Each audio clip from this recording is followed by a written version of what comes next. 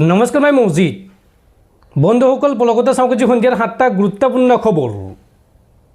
প্ৰথমটো খবৰ, কংগ্ৰেছী ৰেজাল্ট কৰিম চৰকাৰ মুখ্যমন্ত্ৰীৰ এজেণ্ট। এই বিস্ফোৰক মন্তব্য বিৰোধী দলপতি দেৱব্ৰত শইকীয়াৰ। ৰেজাল্ট কৰিম কংগ্ৰেছৰ হিৰো হ'ব নোৱাৰে। ছাদুল্লাৰ মুছলিম লীগৰ নীতিত কংগ্ৰেছ নচলে। ৰেজাল্ট কৰিম মুখ্যমন্ত্ৰীৰ এজেণ্ট।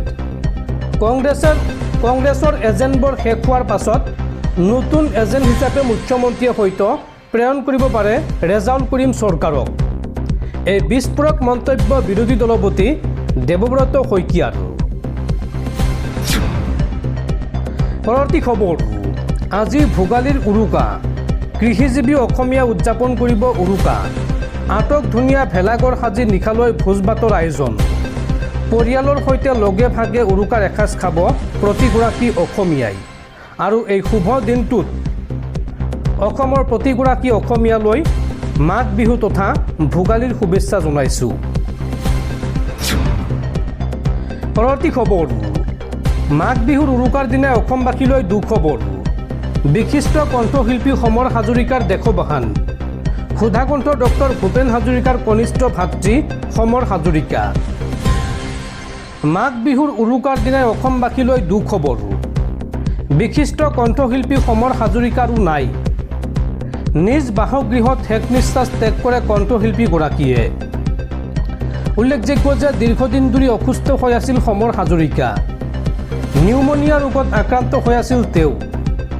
আৰু আজিৰ দিনটোত পুৱাৰ ভাগত ৭২ বছৰ বয়সত শেষ নিশ্বাস ত্যাগ কৰে হাজৰিকাই।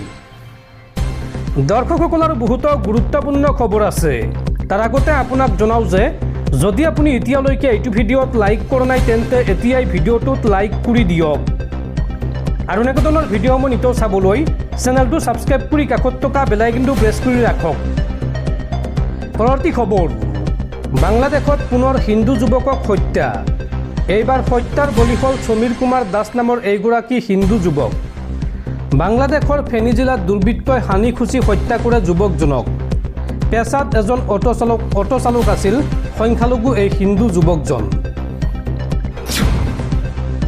পৰৱৰ্তী খবৰ, ৪৮ ঘণ্টাৰ ভিতৰত গ্ৰেপ্তাৰ কৰক প্ৰাক্তন আমচু নেতা তথা কংগ্ৰেছী ৰেজাল্ট কৰিম চৰকাৰক। গ্ৰেপ্তাৰ নকৰা পৰ্যন্ত অব্যাহত থাকিব প্ৰতিবাদ। বাংলাদেশী মূলৰ মানুহে বৰ অসমৰ কথা কিয় ক'ব? এই মন্তব্য বীৰ লাচি থানাৰ নেতা শৃংখল চলিহাৰ। আৰু ৰেজাল্ট কৰিম চৰকাৰক ক্ষমা খোজাৰ বাবেও ৪৮ ঘণ্টাৰ সময়সীমা বান্ধি দিলে বীৰ লাচি থানাৰ নেতা শৃংখল চলিহাই। শিৱসাগৰত গৈ ৰেজাল্ট কৰিম চৰকাৰে ক্ষমা নোখোজিলে উজনি অসম স্তব্ধ হ'ব। এই মন্তব্য শৃংখল চলিহাৰ।